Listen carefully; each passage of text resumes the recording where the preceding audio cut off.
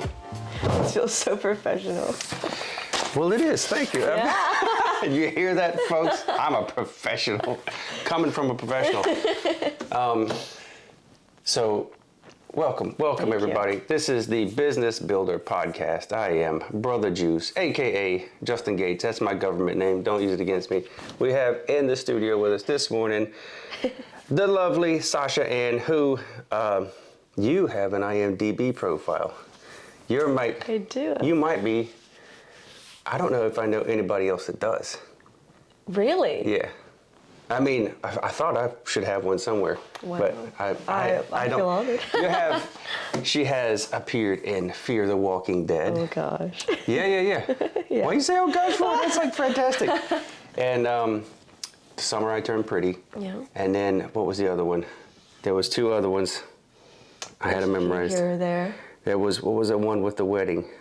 There was like the wedding, and you played the shy student. Oh, The Tutor. The Tutor. The Tutor. There's that one. Mm-hmm. Is that the one? The Tutor? Yes. No, what was it? Yeah. It was like Everlasting and Evermore or something like that. Oh, Everything in the Universe. Everything in the Universe, right? Everything in the Universe. That was a fun little indie film we did. Yeah, see? Indie film. Because I just interviewed my friend Bob. He's like an indie filmmaker. He actually, he is a teacher now they gave him a teaching position at School of the Arts. UNC School of the Arts? Yeah. What's his name? Bob Massa. Robert Massa is his name. I have some friends there. I gotta ask them about it. Well, he's now teaching a class, and he's got all these. I think the guy that was teaching that class before him retired, and so he was like, "Oh, you should teach this class." Mm-hmm. But the dude left him like 300 vinyl albums and he takes them to class. He left him in the class with a record player. And so, how old are you now? You're like 21. 21. Gosh, good gosh, it's the Asian thing. I'm like old. No, you're so young. You still look. Well, I've known you since you were 12. Yeah, my first class I was like in middle school. Yeah. And so. That's crazy. And to me, you haven't aged. No, I'm still like 12. It's like, so anyway, Bob he's got these kids that are coming in, they're like 18, 19 years old, mm-hmm. and they have never heard some of this music before. It's like Pink Floyd, Zeppelin, some old jazz, like all of this stuff that they just had never even heard before, mm-hmm. and it's albums. So they can flip through it like it's a record store, mm-hmm. and they'll go, oh. And so one of them was like, hey, we should do an album of the week. And he was like, okay, it's like, what we'll do is you can pick one and we'll play it. It's like, but the deal is, because they got to teach a class first, and then at the end of the class, he's like, all right, we'll play this album. It's like, but you can't leave until at least 90 seconds of the album, right? So you have to listen to the first minute and a half. And then if you don't like it, you can leave. Somebody picked up the Pink Floyd album, Wish You Were Here. So it's okay, so good. It's good. It's good music. It goes across the ages then. Mm-hmm. And so one person knew what it was, I think. This one young girl, she's 18. She knew what it was, and she was like, oh. But somebody thought the album cover was neat. Yeah. And they listened to it, and he was like, nobody left. It's like we listened to the whole album. Wow, that's and I was so like, cool. Exactly, right? Yeah. And I was like, see, you're the kind of teacher that people need, especially young kids coming into the thing, because, like, where would they get that? Really they should get it somewhere, because now because music or the soundtrack is half of a movie. It sets the mood, it sets the tempo. You can change people's feelings mm-hmm. with music. Mm-hmm. And I'm like, that's just such a cool idea, man. And so go check out, I don't know if they call him teacher or professor or whatever. I'd be professor. Professor Robert Massa at the UNC School of the Arts. So let's get right down to it. Let's get into it. So I sat down with Bob, and he goes, all right, skip with the bullshit. Have you ever killed a man? With Bob? Oh my God. Well, Bob. he's a dark humor kind of guy. Oh yeah. And so a lot of the stuff that he does is like Kubrick-esque kind mm-hmm, of stuff. Mm-hmm. Anyway, so what got you into the industry? Okay. Are we talking philosophically or like physically? Both. Into it? Okay. As a kid, did a little bit of community theater, really, really loved it, but never really saw it as anything more than like, a hobby, an extracurricular. And I really wanted to pursue like medicine in high school. I went to Laney. I like open enrolled there because I thought I wanted to be a STEM major. And after my first full year, I was like, I would not last 5 years in this industry. Like, I would not enjoy my life here at all. How old were you then? I was 15. That's a pretty yeah. mature decision to make at 15. I mean, I guess looking back it probably was, but I mean, you're 15, you think you know everything about, you're like, I'm an adult, I can do whatever I want. But I definitely like took my first biomedical engineering class and was like, no, I'm not going to enjoy this. No, I'm like, I'm good at it, which is why I thought that I wanted to do it, and there was no joy in it for me. So, coincidentally, that same like spring break of freshman year of high school, my mom got me tickets to see Hamilton, because all my friends were into that musical. Mm-hmm. It was big. I never did see it, but I've seen bits and pieces of it. Yeah. But I remember how big it was. I think it's a really big landmark show because it got a lot of people into musicals, including me. So I saw it, and it brought me back to like being a kid, being on stage, like the production of it, like just the beauty of a production just made me go, I need to do this again. So we went around looking for all the different schools in the area, out of state even, to be like, okay, where can I do some sort of theater that builds my resume, that makes me seem like I want to be serious about this. And we found a school that had a really good theater program in Wilmington, so I enrolled there the next year. I spent the next 3 years there, like doing theater, and so I thought I wanted to go into theater. I got all the way through to getting college applications and acceptances out. I got into like I got into UCLA. I got into the New School in Manhattan. I got into DePaul, UW, like a lot of really good schools for theater. Mm-hmm. But then I was like this close to accepting a few of them, and then I just wasn't sure if taking 4 years to study theater and like being taken out of the industry was exactly what I wanted, because I kind of wanted to do the film industry anyways, but there's not like a film actor major, it's just theater. Right. And so I was like, do I do this for 4 years and just trust that this is what's going to set me up the best? Or, you know, I've heard talks of Wilmington being kind of a film place. Well, it is, and it was. Well, I don't know how much it is anymore, but this was, what year was this? Because this was pre-COVID. Yeah, it was like 2018. But it wasn't, then McCrory was the one who took all the incentives off the table for the film industry. Mm-hmm. And that was before that. Yeah, that was 2000. So you were kind of, I guess you were post McCrory after that stuff had been taken away. Yes. And so the film industry in Wilmington as it was didn't exist after that. Yeah. So you're walking into that environment. Yeah, a lot of the tax incentives were still there. Like Wilmington is still, North Carolina is still a right to work state, so you have a lot of non-union workers that, we could get into all of that, but the main reason why a lot of them left was actually the bathroom bill. Really? I didn't know that. The bathroom bill. Or at least that's the ones that I've heard from the big heads, that they're like, yeah, no one wants to work here after the bathroom bill.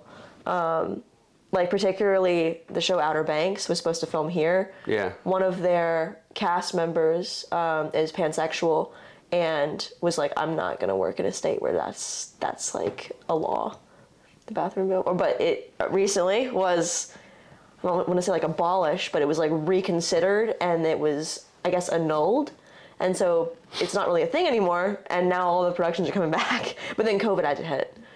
So it's kind of been like a little lapping tide with like, it comes in and then it goes out, and then it comes in a little bit more and then it goes really out, and hopefully it comes back full force. But well, that's kind of what I wanted to talk about too, because so you didn't go into theater. I didn't. And so, but then you just went straight to the industry then.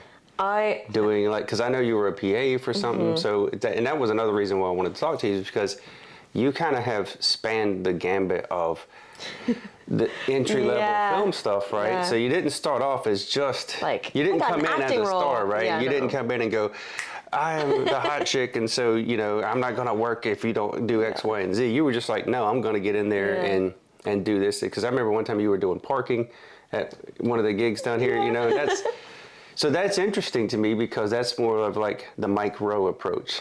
You ever heard of Mike Rowe? Mm-hmm. Have you heard his I forget what it is. He did some interview and somebody was asking him, because he was an actor early on. And his first gig was? QVC, the shopping network, at 3 a.m. in the morning in New York. Oh my gosh. And so his buddy, he had a buddy who was like, I tell you what, let's just go to this thing and see, because they needed people to sell this, to be on the screen to sell the products to all these New Yorkers who were just up in the morning. And he was like, there was like, 10 people watching the show, but they would all call in because that's who was watching. So I would have these weird conversations with people on the air. Anyway, his whole theory was, he goes, I just wanted to learn the industry. So what I did, I figured out in New York as a single person in my early 20s, all I needed was 15 gigs per month, right? So I would just take any gig, whatever it was. If it was a commercial, I would do a commercial. If it was a PA, I would do that. If it was working the camera, I would do that. If it was like whatever it was, he would just do it. Yeah. And he saw all these jobs as learning the industry, which really what it was. He was like, I wanted to be on TV, so I was just going to learn the industry. And so while he's taking all these jobs that his other friends who were actors wouldn't take, he was like, well, I don't want to do that. It's like, I'm waiting for a call back. He's like, so all my friends are broke. Yeah. And I'm just getting work. And they're asking, it's like, so I'm just single. It wasn't, New York wasn't crazy. It's expensive, but it wasn't crazy expensive back then. And he's like, so I'm making enough money to pay the bills, and then I could go out on dates, right? Yeah. I can take girls out. And so they're like, what? Like, what are you doing, man? Like, how are you getting on? It was like, because I just take the gigs you guys won't take, And so, but then the QVC thing got him like in front of the camera for the most part, and that kind of launched his career from there. So, and I love the workman, journeyman approach, the learning approach, the approach that's like, I want to learn the whole thing as much as I can, right? And that's kind of how you have approached it, because where some people would say, well, first of all, I mean, you're Asian, I'm Asian.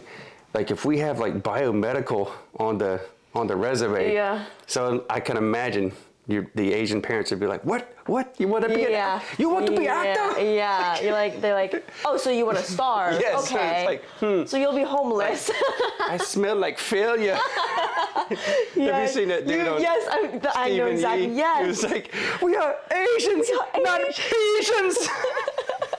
Exactly. Anyway, emotional damage. Yeah. Emotional damage. Anyway, so that being said, then what was we'll just move on from that, because that's a pretty good story. So one thing I wanted to ask about, I was like, you've been on big productions and small productions, all right? So what's the best experience or the best production you've worked on? Like, was it a big one, a small one? What was the crew like? Like, and don't name names. Don't give anything away, because you can't. Because if you poo-poo somebody, you'll never work with them again. You know? So don't give anything away. And if you can't say, just say I can't say. No, I really. The reason I can't say is because you work with so many people on the same productions. I started my first production, I was a PA on a Netflix show in town, and the departments there I got to know really well, because you're working 12 to 17, sometimes 20 hours a day, set like 5 days a week for 5, 6, 7 weeks. So you're a family by the end of that. Right. Every production that I've worked on since then, I know at least one person there, whether it's a department head, whether it's a dolly grip, whether it's someone who's in like costumes or electrics, or just somewhere there that we're always like, oh my God, hey Echoes, hey, we were on One True Loves together, and like a bunch of it's a really small world. You don't think that it is, but in terms of crew, everything is so small, and there's a lot of inter-network weaving and like a lot of project following, and I would say every production I worked on was probably my favorite, because I knew people there based off of my first project, which my first project was not good because I got fired from it. Can you tell that story? I can totally tell that story. Why did you look at this face? Why would you fire this face? Because she's the sweetest person in the world. I wasn't hired to be nice though, which I think was the problem. They were like, you need to stop talking to people, and I was like, like, why not? I was like, why not? It's like, have you met me? That's kind of like, that's part of the thing that I do. That's my shtick, is I talk to people. That's kind of what I do. Okay. So well, hold on, I don't understand that. Like, sidetrack. Why did they tell you not to talk to people? Like, what was the reasoning for that? Doesn't seem like that makes you want if it's supposed to be a family, you want people to get to know each other and build relationships. You have a strong crew. You need a strong crew on the set. Yeah, you need a strong crew, and it's the catch-22 here is they want a strong crew in secular departments. They want the departments to be strong, but they don't want the departments liking each other. Oh yeah, because then you can all get together and be like, we don't like what's going on here, boss. Because it's like the one department one person can get fired, but if they're all together and they're like, you're a dickhead. If we don't like you, we're not going to put up with this. Then you have a mutiny on your hands. Well, about 3 weeks into my first production, our DIT was fired. He's in charge of colors for the thing, like the color scheme of all the shots and like, you know, making sure it's consistent and continuous throughout the whole production. He was fired, and the camera crew, that's the department he was in, was very, very close. And our director of photography quit out of solidarity, and our top camera PA quit out of solidarity. And so we had a whole department-wide, like, not department, but production-wide, like, are we about to walk? Are we going to walk? Yeah. Like, morning, it's like 6:30 in the morning. Dude, if I'm friends with that DP, I'm walking. Yeah. Like, if that's my buddy. It was just like, they were like, I'm done. And people were like, wait, are we done? Like, are we all going to be done? Was that because that was the director causing this? Or was it somebody else above him? I was just a distributor. I was a PA, so I just heard things on headset, and I was like, hey, we're on a 5-minute wait. I don't know what's happening with camera, but there's a little bit of a wait. And I'm like, what's going on? And then like someone walks out, and they're like, dude, Manny's gone. And we're like, Manny's gone? What are we gonna? And then they're like, oh, Manny's gone. His whole crew's gone. We're like, so we're down a crew? Yeah, we're like, okay. And so what are we gonna do? So, but why did you get fired then? I got fired about a week later not because of that. I was told, I'm gonna assume what I was told. I was late twice. Ah, okay. Because so they needed a reason. Yes, I was late twice because I did not, personally, they didn't know this, but I was not used to having an inconsistent sleep schedule. And so it'd be like, okay, Monday morning, 6 a.m. call. You got to wake up at 4:45 to get up, drive there, and be there by 6. Yeah. Welcome to the film industry, children. And then come Friday's a night shoot. Yeah. So like progressively over the week, your call time gets later and later. And at Friday, it's 5:30 p.m. call time. You're not done until 7 a.m. Yeah. And so we call that a Fraturday. And so you sleep all day Saturday, Sunday's your day off, and then you get up at 4:30 on Monday morning. Yeah, it's it's a lot. I know a little bit about that. Yeah. So I mean, twice that happened like a Monday morning. It was like raining, thunderstorms, the perfect sleeping weather, and my alarm like either didn't go off or I slept through it, and I woke up like 15 minutes before my call time, and so I'm speeding to work, and you know, I'm trying to keep my bases covered, but I'm like, I'm so sorry, I'm late, I'm on my way. And when I said that, they were like, take your time, we want you to be safe, just get here, okay, it'll be all right. And then like 2 weeks later, they were like, hey, you were late, and we feel like you didn't learn from that. Oh my God! You don't do it 2 weeks later. That's a douchebag move right there. He was like, we're running out of people. Yeah. Who can we cut? Because we're running out of money. See, I really hate to be like a conspirator about that, but also what crew told me on my last day, they were like, no, it's a political thing. Yeah, that was political. Yeah, they needed to fire somebody, and they were like, who don't we know? Yeah, they were like a production out of town just released, and their favorite PA got off, so they want someone gone so they can replace them. Yeah. I'm not sure if that's true, but you know, that's what it is, man. Come on. So, you're 20 years old? 21 years old. All right. And then you got started when? So I took a gap year. The college thing is I decided to defer my acceptance and take a gap year, which turned into just like a working year, to work in the film industry. So I started August after I graduated. I was 18. Okay.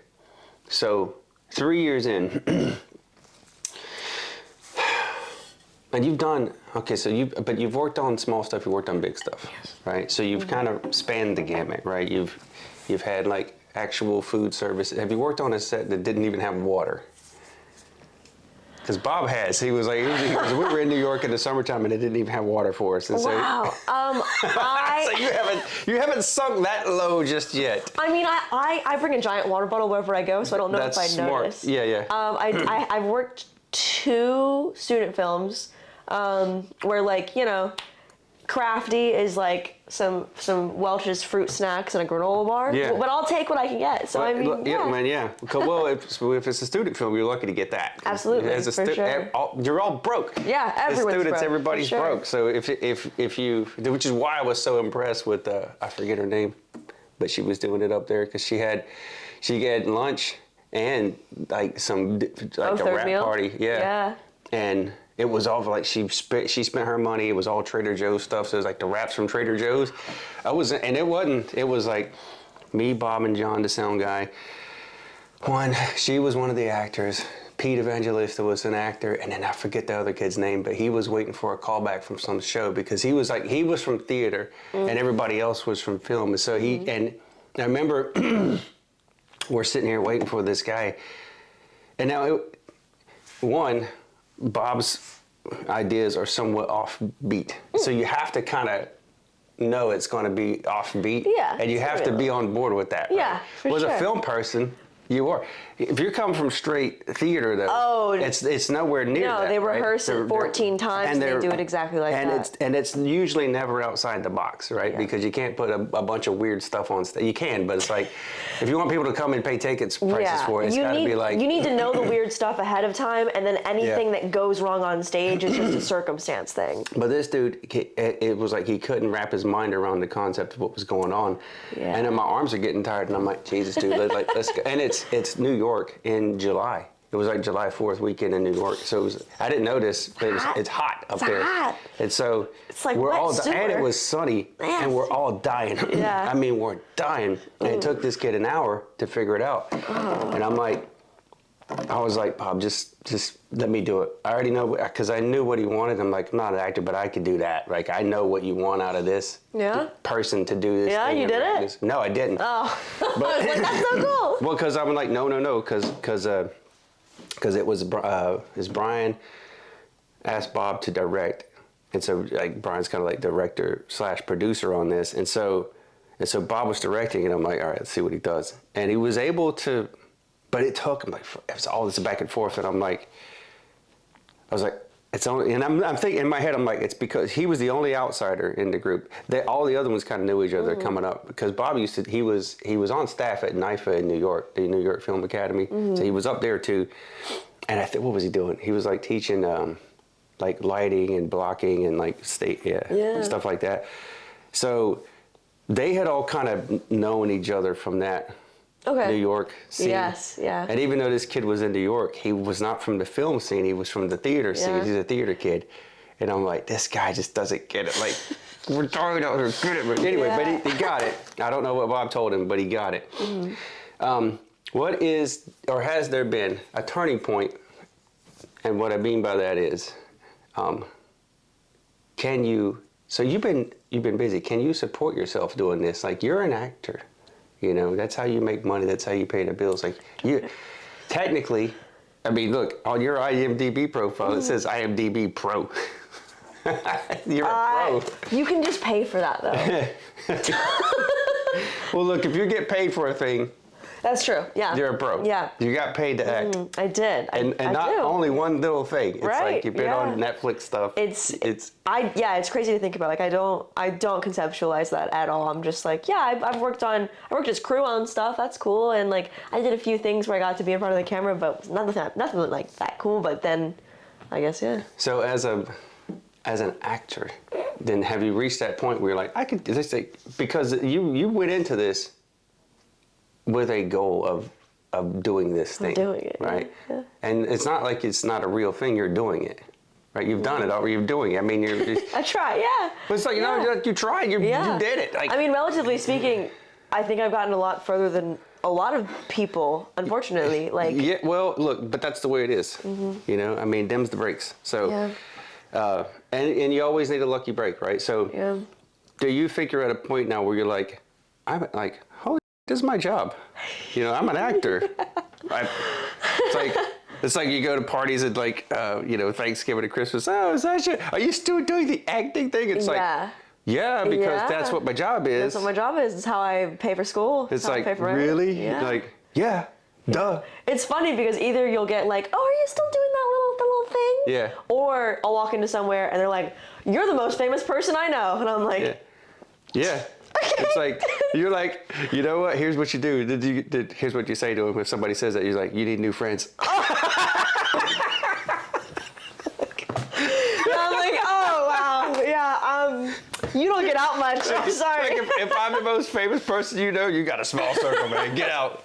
Like, Exactly. seek help. So, are you there? Are you? Has that? Because you just said it hadn't sunk in yet. You're still. It's kind of still surreal. Yeah, I've listened to a lot of podcasts of people in the industry, kind of, and they all say the same thing. They're like, it never really hits. You never think that like, wow, I've made it. You're always just like, okay, I have to do this and do this and do this and just keep going. Yeah. I don't really think there was a particular moment. Okay, maybe there was one. I invited my friends over for a watch party for the new season of The Summer I Turned Pretty. And it was more because all my friends were obsessed with it, but it was more like seeing my friends and my mom on the couch and them seeing like the first scene that I have there. And they're like, "Oh my God, that's Sasha!" And they're like, "Oh, is that supposed to be your boyfriend in the show?" And I'm like, "I know, his name's Like, just watch the thing. Yeah, I'm like, "No, guys, but I mean, thanks." And It's like, oh, it's not like anyone talking about, "Wow, that's so cool." It's hearing that my friends and family watched it, and like particularly when I wasn't there with them. Like my aunt recently was like, "I've seen every single one of the things that you're in," and I didn't want to tell you, but like I've watched this, watched this, and I'm like, I start tearing up. I'm like, "Oh my God, like you believe in me? That's so cool." I would say that's probably it. I think I hesitate to use these two words together because I hated them before. I still don't really like them all that much, but like as a content creator myself now. Content creator? Come on! Put pride behind it! Well, I have a love-hate relationship with that term, but you know you've done something whenever you get your first haters in the comments. It's like, oh, I have hurt your feelings, and so much so that you decided to tell me how awful I was. I was like, thanks. And it's like, if you're on YouTube, right? YouTube doesn't care if the comments are good or bad. They just care about engagement. Comments. And so it's like, anytime somebody trashes me, I'm like, thanks for the comment. Yes. I have a hater story. A very small one. Yeah. My friends sent me a TikTok. I don't have TikTok, but they sent me a TikTok and they were like, "Sasha, someone made something about you." That's when you know you've done it. But you know what it was? They said, okay, so season 1 of Summer I Turned Pretty, the brother has a love interest. Her name is Shayla. Okay. She's not in season 2 because I think the actor had like a bigger shoot going on or something else, like a conflict of work that was very understandable. She took that instead of the show. But she's Asian, and she's the only really Asian co-star in that season. Right. And in season 2, I'm kind of the only Asian co-star in that show. And also, I go to prom with the brother. Right. And so there's this like cut scene of the prom scene, and the caption is like, "Is this supposed to be Shayla?" And it's like a bunch of cuts of me, and they're like, "This is a sorry excuse for Shayla." And I'm like, I never wanted to be Shayla. I never tried to replace. This is a totally new character. And on totally top of that, outside. it's like, wow, it must have really hurt your feelings. Yeah. You took all the time to find all the images of me and string them all together. It's like, you know what you do? Go to that TikTok account, be like, take it and put it on all your accounts and be like, "Hey, did I make it? Have I made it yet?" There were two people did it twice. They did it with that, and they did it with the volleyball scene. They said that our volleyball knee pads weren't in the right place, which they weren't, but they were like, "Never in any volleyball scene would anyone wear their knee pads." And I was like, So it's just funny to me. This is what Bob told me. You know, he's like, acting is pretending, right? Oh, acting is pretending. Acting right? is pretending. They knew they weren't in the right place. It's acting. Anyway. Acting is just being a magician and being a liar. What?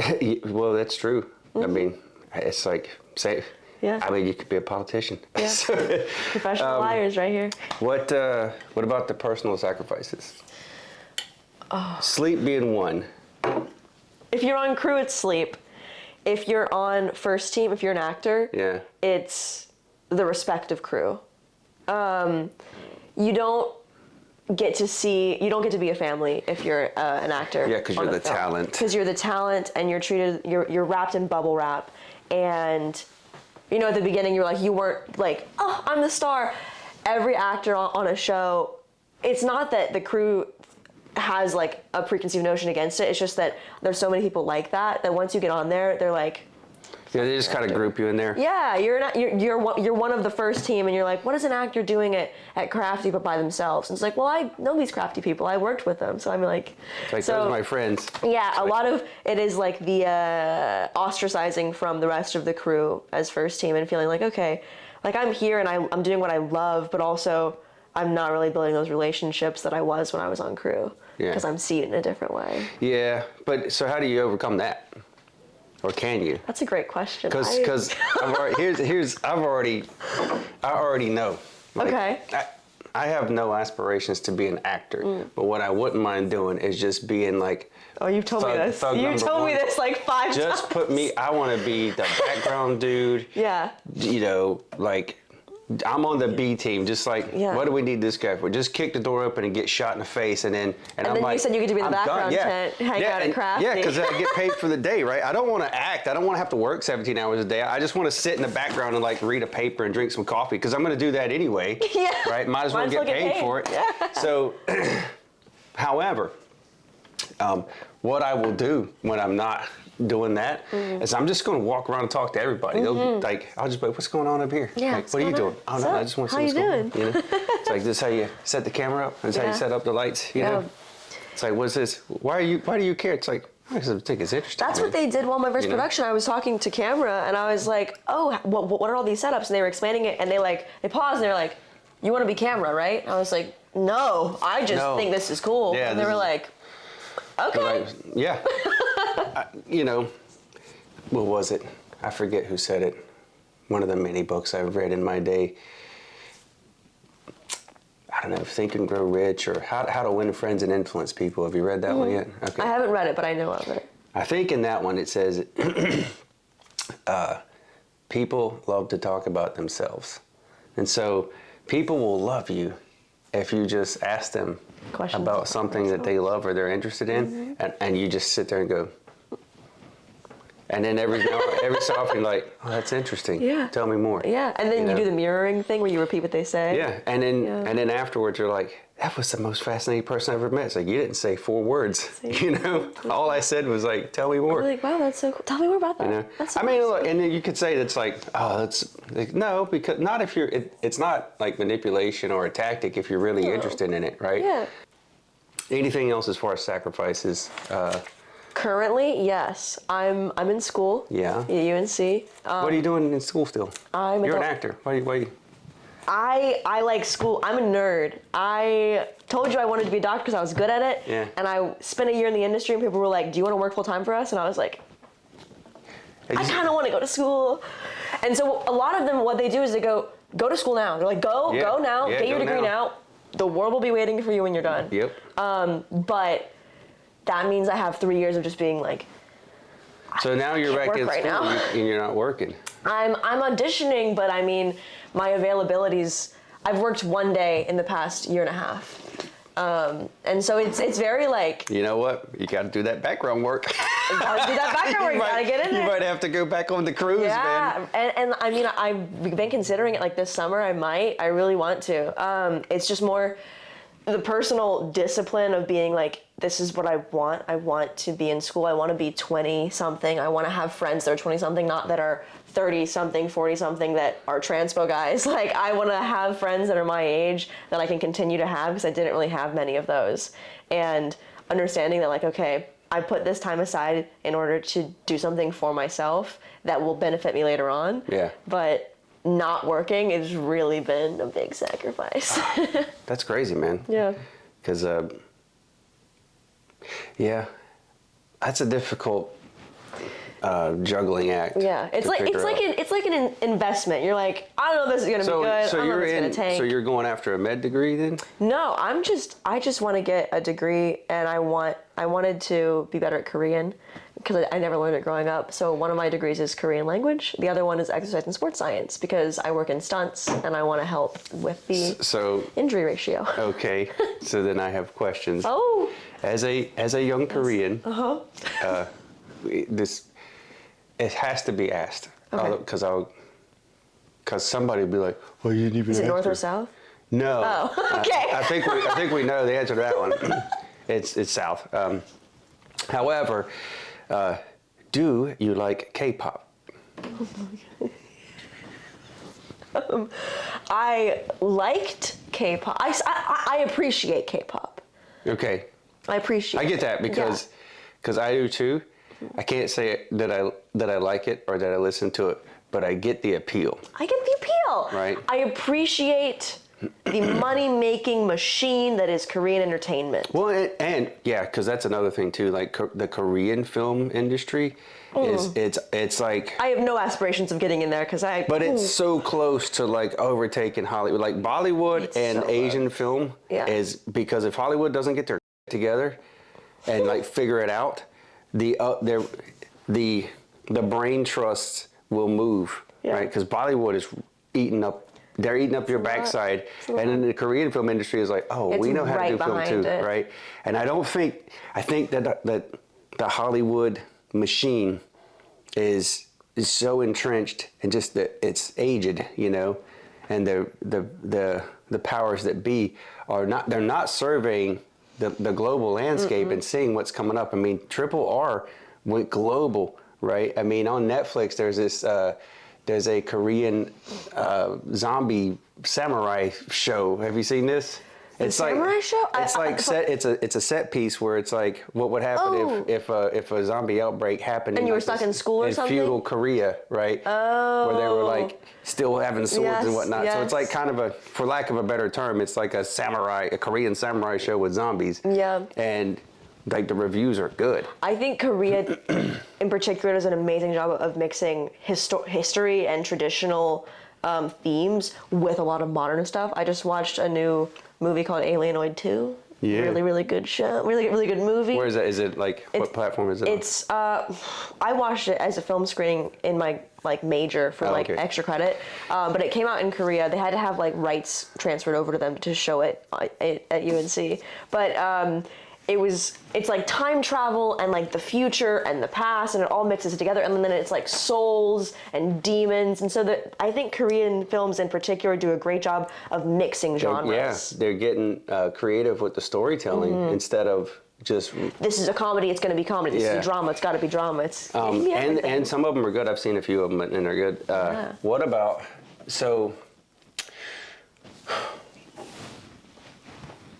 I didn't know you could get a degree in Korean. UNC is the only in-state school you can. That's why I went there. It's because it's the only place. That's something else. Have you had a failure that at the time it was a failure, but now you look back on it, you're like, oh, actually that was a blessing in disguise. I got fired. Okay, but how did that turn into a blessing? Yes. Okay. Fast tracking it. I got fired because I was late and I didn't learn from my mistakes. And so one of my PA friends said, hey, there's another production coming in town. I think they need new PAs. Do you want the contact? And I said, sure. And that's this is just how all of your gigs in crew, you get the number of somebody else, the second assistant director. Yeah. So it's very personal. I text him and I say, hey, I just got off at a production. Do you need any new PAs? He said, can you start Monday? Yes, sure. I can. Yes, I can. Fast forward, 3 a.m. night shoot. There's a taco truck. Taco truck talks are the most fruitful. I'm talking to one of the stunt guys, and I'm like, hey, I'm an actor, and I want to be able to do my own stunts. I mean, big picture. That's what I want to do. Where do I start? And he's like, do you have a martial arts background? And I go, it's kind of yes. Well, actually, my friend Justin back in Wilmington, I've done Krav Maga on and off for a while, and he goes, oh, sick. Come to New York then. Right. I'm like, okay. That's November, and so February the next year, I'm on a plane to Manhattan. I'm staying at this dude's extra apartment.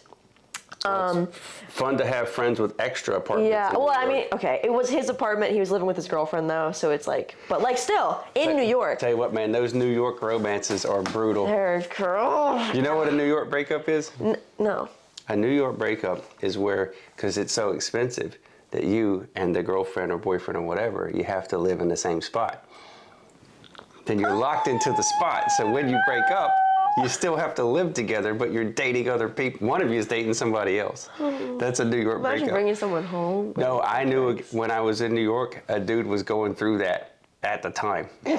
And I think it was, I could not. I think it was they broke up, and his now ex-girlfriend, who he still has to live with because neither one of them can afford anything else, was dating somebody else at the time we were doing the shoot. It was like, I don't know if don't quote me on that. That might not be true, but I think it was either they were in the process of breaking up or they had already broken up. Yeah.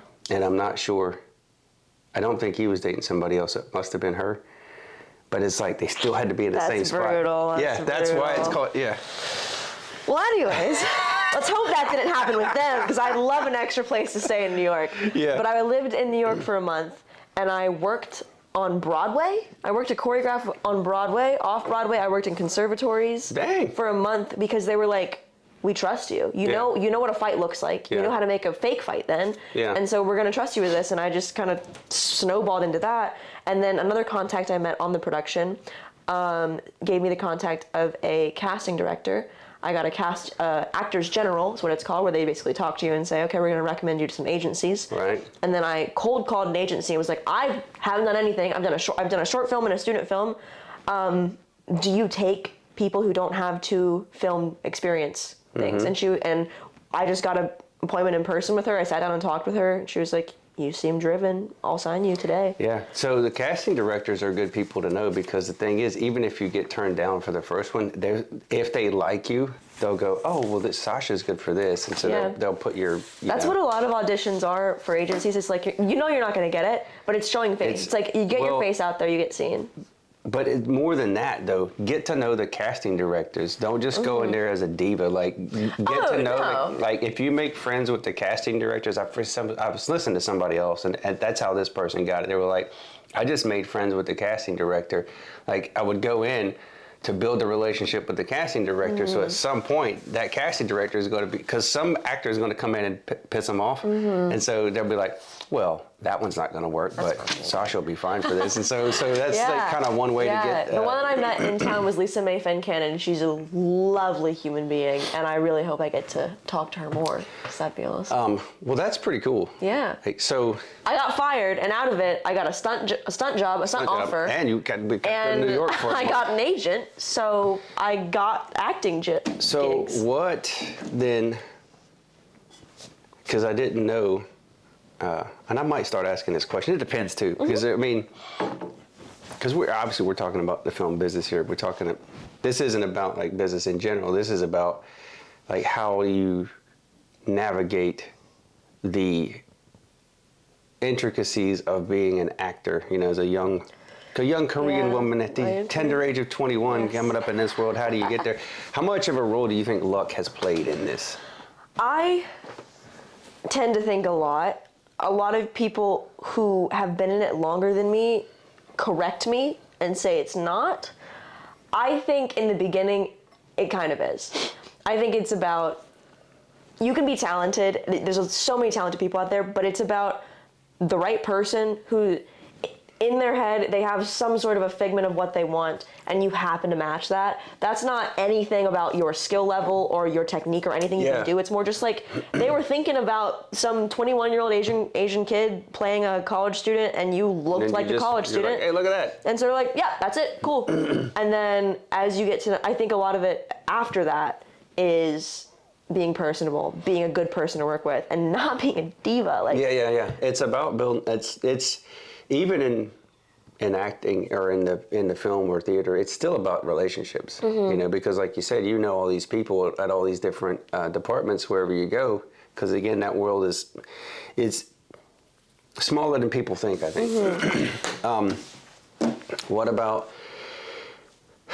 So obviously, this kind of thing can be and is an emotional roller coaster. What's the time that you felt on top of the world, and then that time that you felt like at the bottom of the ocean? Yeah. Bottom, I got fired. Yeah. Really? Yes. Okay. But how? It blindsided me. I didn't know it was happening. Right. I went into the AD trailer for like our wrap out, and they were like, "We're not going to continue this. You don't have to show up tomorrow." And I was like, Why'd you call me in? I was like, it's 10:30 at night. Like, you don't want me to hear it? You don't want me here tomorrow? And they're like, nope, you're good. So you got me to work all day then, and then you fire me at the end of the shift. Yeah, there's that. Thanks, buddy.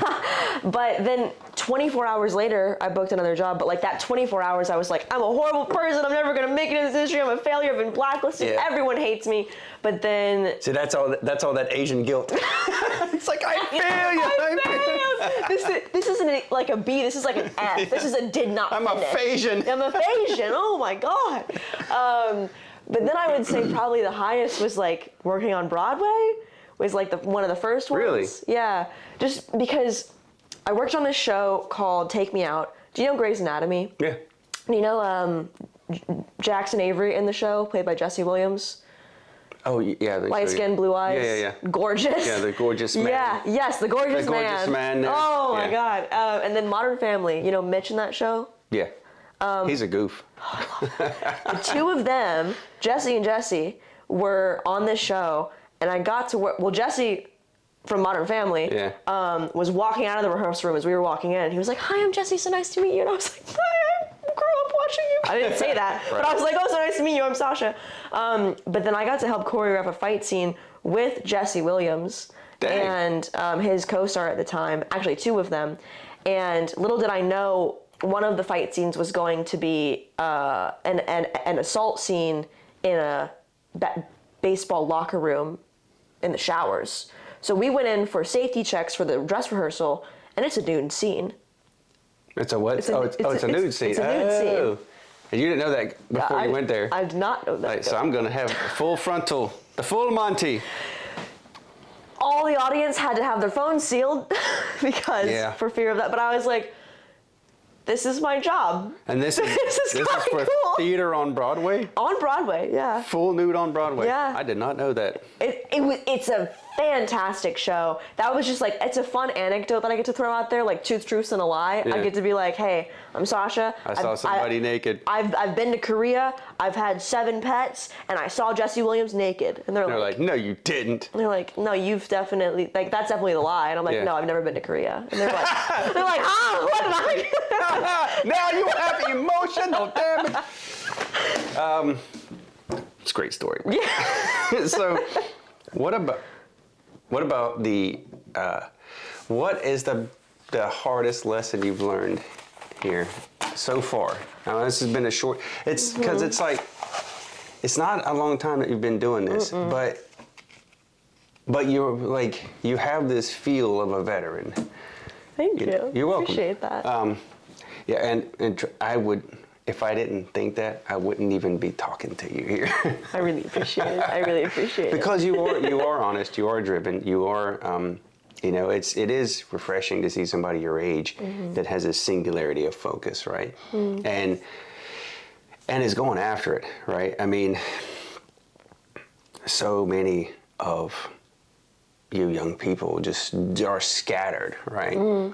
And just like despair, depression, scatterbrain, just aimless, and you're just not that. So it's like, so that's one of the reasons why people like you, is because they're drawn. They're like, thank you. Well, she's cute, she's young, she's got all this energy, she's focused, she's driven, and surprisingly not stupid. Yeah, she's not stupid, right? I mean, so there's, I mean, you can. I don't know if you understand that, but that's part of the draw. Like, and those are only some parts of you, right? But that's part of the draw why people want to be around you, people want to work with you. But in your short time here, it seems like a long time. Very short time. What's the hardest lesson you've had to learn? I'm gonna say the hardest lesson I haven't learned yet. Like there's so much that I haven't learned, but the first thing that comes to mind is always assume you know nothing. If you go into it being like, yeah, I've worked on Fear the Walking Dead, I've worked on So Much I'm Pretty, I've worked on like really big productions, so you guys you guys are kind of like small, you don't really know what you're talking.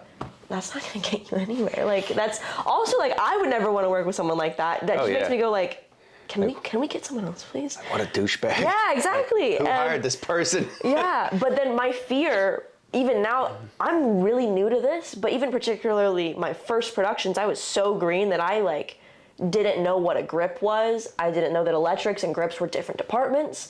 But people were always like, oh yeah, she's really green. And I was like, no, I'm not. But like, yeah, you should definitely take advantage of being green, because then people are like more willing to open up to you. Because if you think of like, you know, the new kid, and if they seem like nice and quiet, they just want to learn, you're like, hey, you want to come watch this? And it's like Thor goes, you know, he's like, I like this one. I like this one. I like this one. I like this one. Because in a bit of a psychology-esque way, they get to see it as an opportunity to talk about themselves and teach you what they know. And so it's like you're their personal, like, I'm going to impart this knowledge that I've learned over all my years to you, and I can tell you really value this. If you go into every situation like that, you come out so much more enriched. Oh, yeah. With so much more like, oh my God, I didn't know that this is all that goes into camera, and like this piece of camera equipment cost 4 Teslas. Okay. Yeah. I'm gonna be really mindful of camera whenever I'm walking around set, and being very thankful for when like, okay, we've got a full battery card. Holy, yeah, let's go.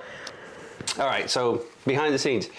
What is something that happens behind the scenes? And you film people will know, if you ever worked on something, you'll know. But like, what's something behind the scenes that people would find interesting but wouldn't necessarily know? I'll tell you what Bob said. And now he's coming from a filmmaker, right? So Bob is a filmmaker, right? So he's a director. And he goes, really, nobody starts off to make a bad film. Yeah. And I was like, and I kind of went, well, it doesn't seem that way. Yeah. With the amount of trash that's out there these days. It takes so much longer. This isn't my thing, but it takes so much longer than you think to film 5 seconds of something. I agree with that. It takes a whole day to make maybe a minute. Yeah, I mean, I don't know what the ratio is. I'm sure there's a ratio somewhere, but I think they were doing this. I think they were trying to make a 20-minute film, short film for, her name escapes me, but such a sweet girl. But anyway, we shot all day. I mean, it was... Was it just one day? One day, yeah. And we're shooting in different locations in New York, so we're moving, right? I don't envy you. I'm sure it was a great day. No, but it was that's like, a lot. but I'm that guy, right? Like wherever I go, I don't care. Yeah. Like, I'm just there to learn. I'm not the diva. I just want to learn. Yeah. Right? I want to learn the things. I want to know the business of it. I want to know this, that, whatever. So you can tell me, I don't care. I'm going to go do it because I'm here to be a helpful part of the project. Yeah. Not just to be a diva. So it's like that's how everyone should approach it. The thing where it's like I don't envy you is like people get really cranky on those shoots. Well, we did, like everybody did, but still, though, when you have that solidarity, you know, and everybody's kind of working for the same goal. You trauma bond. It's good. But and John was traumatized, the sound guy, because he's like, shut that effing dog up. You know, he's yelling at the lady up the block with the dog, or yelling at the planes or the boats or whatever. But it was like, I was like, yeah. And he was like, this is why you don't film in New York. That's it right there. Okay, I'll do anecdotal things since his was kind of philosophical. If you see night shoots, so if you see an internal dark room and it's at night, it's 90% filmed during the day, and they put black flags on the windows. Yep. Yeah. Yep. You know that one? You know that one? I know that one. What's another one? And also, sometimes you could film at night, and they'll take these gigantic lights and just shine it through the... You just take floodlights and shine it through the window. You get the right...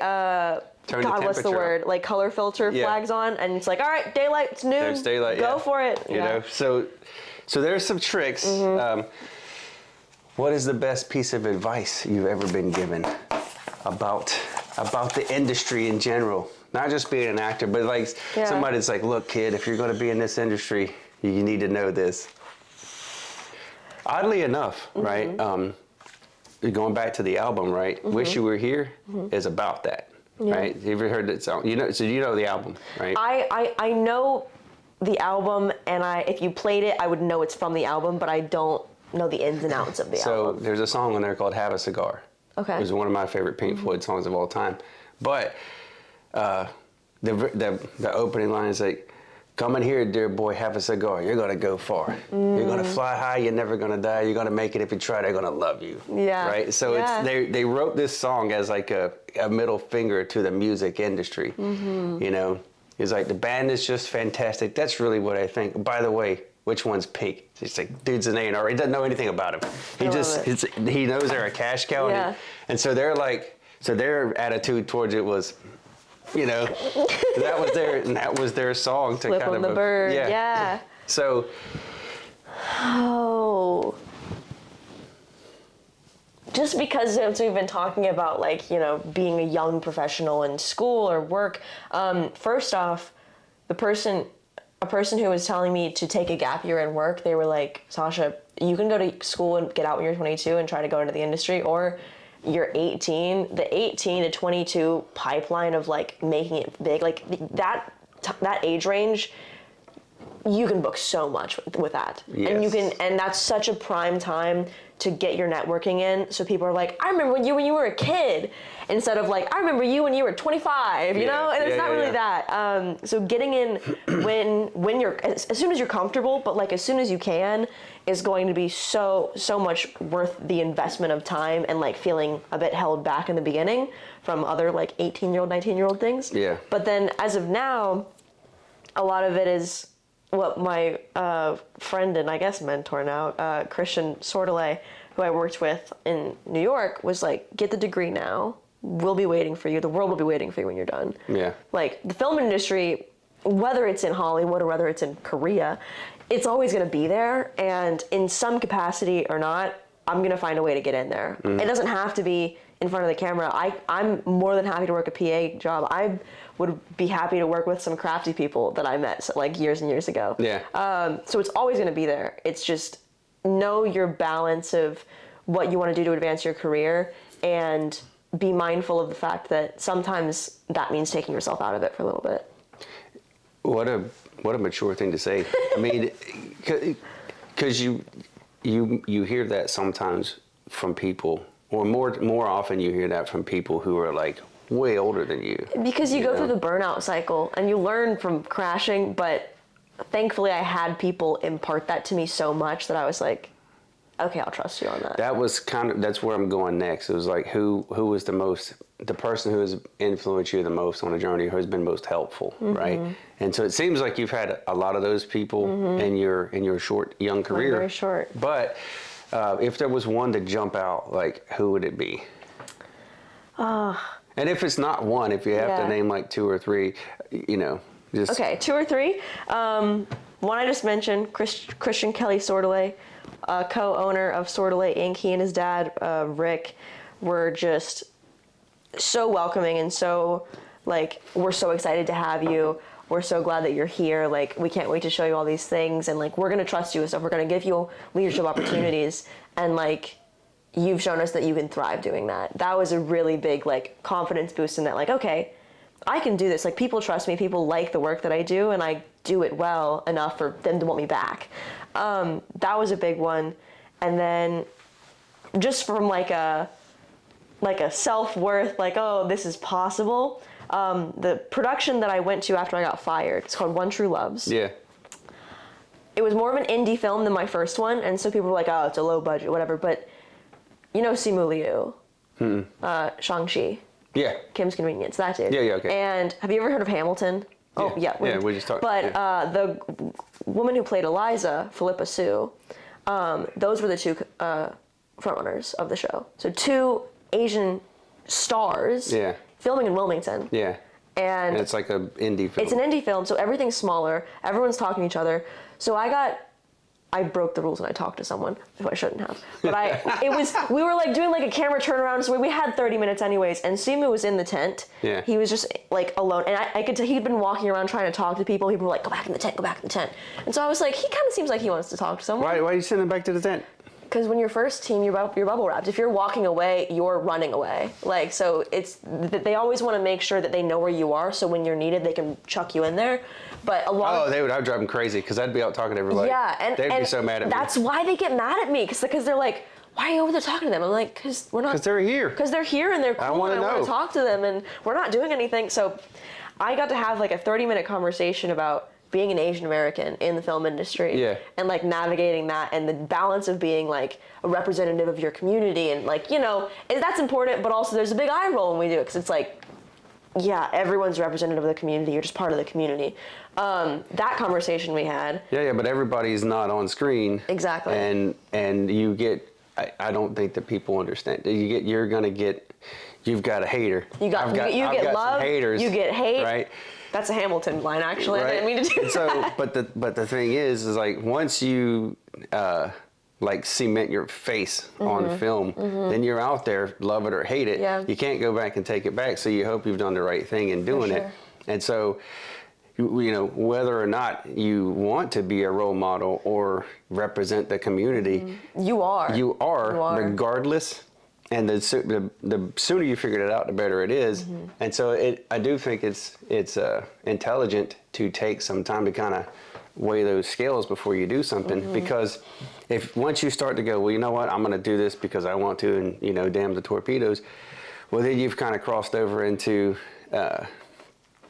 diva land a little bit, you know, and it's like we know where that road leads. It takes a bit of humility out of it for sure. Yeah, well, and that's the thing too. That's why you know, when you say, I think the phrase, you know, a humble actor, it's like, but are they really? Because we don't know if they're lying.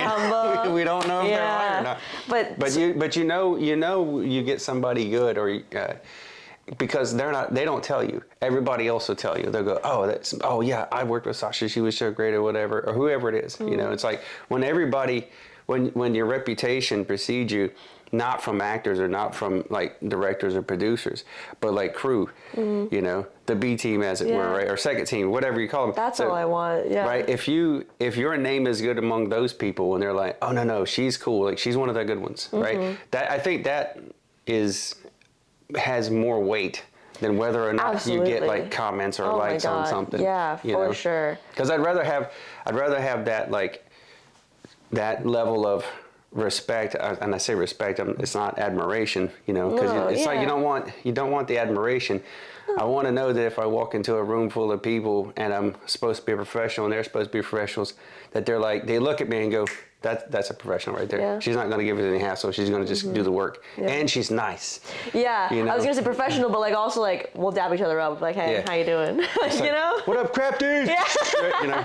Yeah, it's like what's up. But then so lastly, with Simu, he's fully Chinese, and so Pippa is like me, is half white, half Asian, and so he was like, you know, talk to Pippa. And so like that same day they came out of the filming tent and he was like, Pippa, Sasha here is 18 and yada yada yada yada, and she was like, oh my god, let's get lunch. And I was like, okay. I was like, I watched you on screen, and I went to a production in Chicago of your show that you.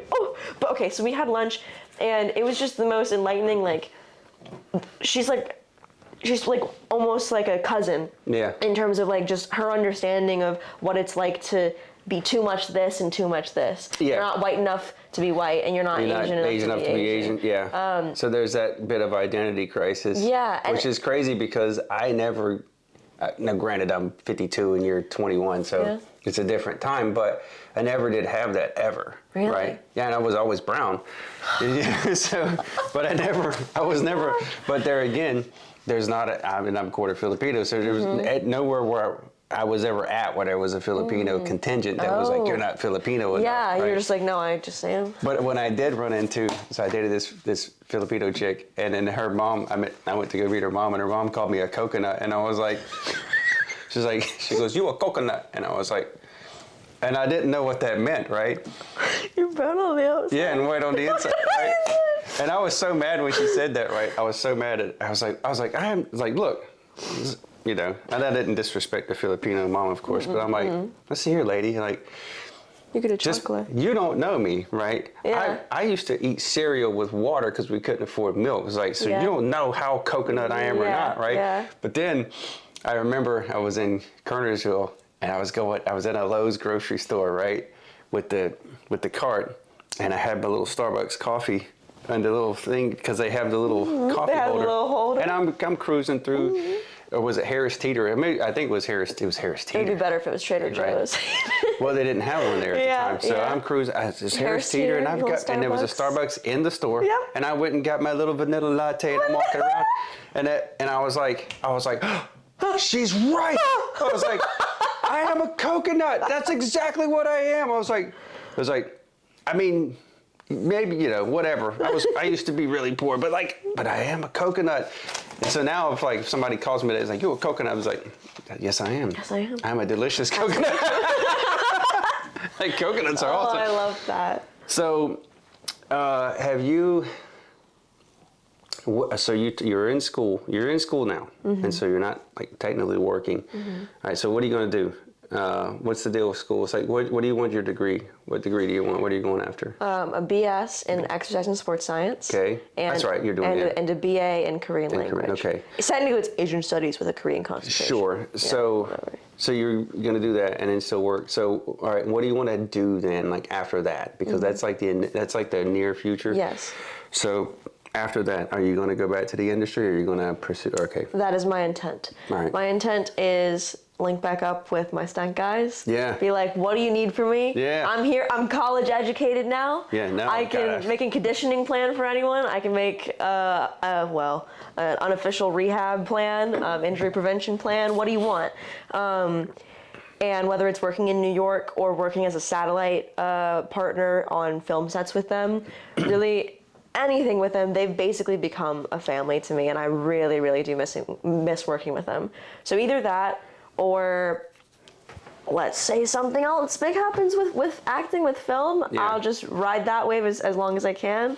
But obviously always just keeping the contacts close. The Korean degree was more, it's helpful to book shows or also to just work with people when you speak the language that you look like you speak. When it's all said and done, and you hang up the acting gig. Yeah. For good, what do you want people to say about you? Like the legacy. Whenever Sasha An gives the final curtain, and she's like, "I'm done. I'm gonna go and retire." This is hard for a 21-year-old to envision. When I'm old and withered, and hopefully Asian don't raisin. I was gonna say, hopefully don't raisin. I'll just right. And then it goes from day to day. It's like I look like I'm 40, then it's like boom, 95, 107. Yeah. So you can go from playing all these roles at this age, and then once you get the crow's feet, just get a little bit of here, a little bit of white. It's like grandma. And then you're grandma. The little tiny Asian grandma. I don't know, maybe kindness. I go back and forth about people, you do inner values exercises and what you value most. Honestly, at the end of the day, I think kindness, just being a kind person and being nice to be around, work with. I just want someone to be like, yeah, she was cool to work with. Yeah, she was really nice.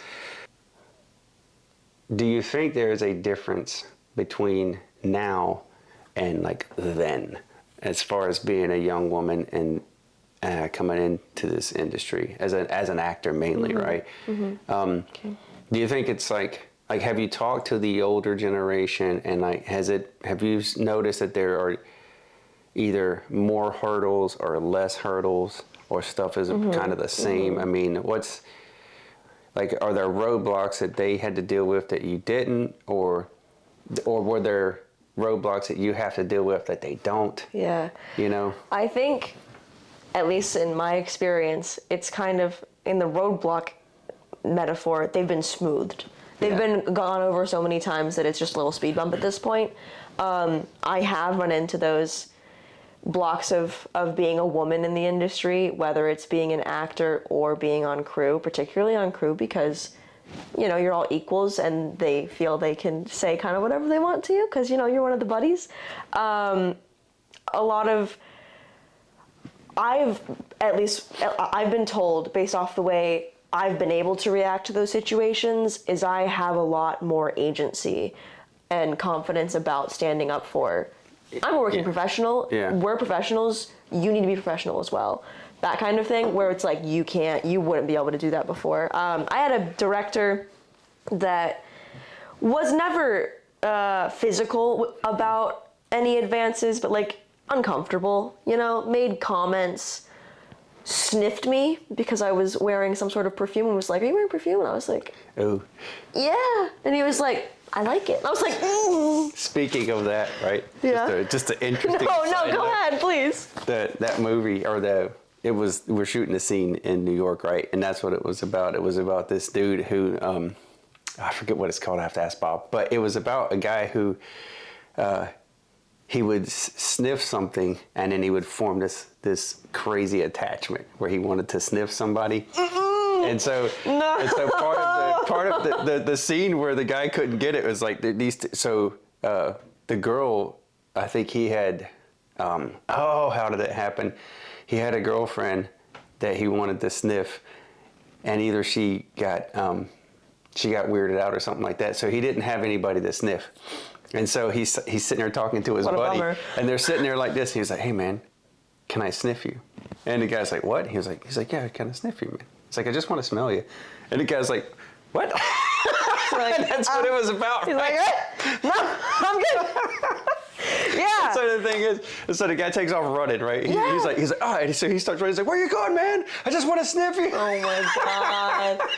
That's so apropos. I love that.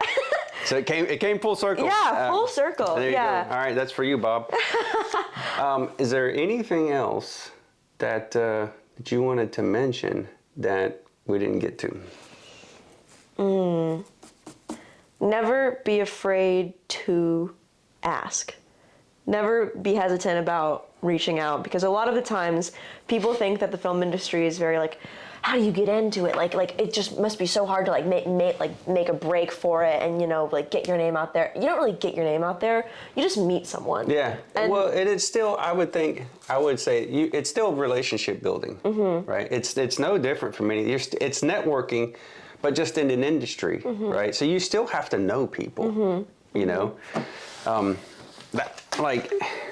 I don't know. That's just how I would approach it. But like, I'm older now. If you're young, like, all right, somebody that's your age or younger who wants to get into this, like, how would you tell them to do it? I give them contacts. I've had people from my high school class reach out to me and say, "Hey, I heard you did like some film stuff. I've really been wanting to get into it. Like, what did you do?" And like my like shoot and fire response is, I started as a PA. Stay humble. I can give you these contacts of people who are still PAs and have those contacts. If you're willing to put in the hard work and the hours to work in there and you truly enjoy it, like make sure it's something you want to do, and then you can go so far. Stay humble, put in the hard work, and then make sure you're passionate about it. And so I just give people contacts of people that I worked on my first productions with, that I worked on my middle productions with, depending on what they want to do. And that's really all it is. And also like I'm not going to say not dreaming too small, but people tend to think that you need to take it in steps. And so in order to take it in steps, you need to achieve the goals in the smallest step first. Yeah. And like, my first in acting was talking to a casting director. Yeah. Who's like, that's up there. And that was just because someone had a number. And so like, don't be afraid to ask, because you never know who's going to have a number in their phone. Well, and that kind of, I think, I don't know what book it was from, but there was a book, they were talking about that concept. It's like if you start at the bottom and you're on the ladder and you're going up rung by rung, it's like, you can do that. But if the casting director is up here. What if there's an elevator? And you can, like if you can just circumvent all that, why not? So it's like, and people could say, well, that's you just got lucky. That's it's cheating, like, well, maybe. Yeah, but like, tell me you wouldn't take that shot. Thanks. Yeah. That's kind of the same way of like being a good person to work with means people will mention you when you're not even there. Yeah. Which is what that's the best advertising you could ever ask for. Yeah. Is people being like, "Oh yeah, I remember this girl I worked with back there. She was really cool. I think her name was Sasha or something. Yeah, I think I have her contact still." Like that's the best kind of advertising. Having a random ad on X where it's like, "Oh yeah, I don't have an account on there, but I mean someone saw it and thought I looked cool enough to check it out." He's like, "I saw your video." And I was like, "Thanks." What video? Like, I didn't. Yeah. So I don't know if I should be scared of that or if I mean, I am appreciative for sure, but it's like, but it's also concerning. Anyway, well, thank you so much for coming. Absolutely. It was great. It was great I to will be not on the sniff podcast. you. Thank you. Appreciate it. But if I did now, it would just be funny. So keep your eyeballs out for Sasha. She's coming. She's coming to work in a town near you. Hopefully. Well, you got to get these degrees first. I gotta get the degrees. Get those degrees. I don't know. out of Let's the say way. if it's on like fall break, winter break, spring break, I'll be there. Yeah. I'll work on breaks. So you got the schedule now. All you casting directors and crew people out there that need a good PA or whatever. What else can you could do? Like, what else can you do? You need a stunt coordinator, stunt safety. Yeah. Got you. That's right, man. I want to work crafties because then I can eat. See, it's great, except you have to wake up at like 1 a.m. Well, if you don't go to bed until then, well, it's like, you know, it's kind of the same thing. Anyway, thanks for tuning in, everybody. We'll catch you later next time on the Business Builder Podcast, like AKA the film version. Oh yeah. Anyway, yeah. See ya. Film edition.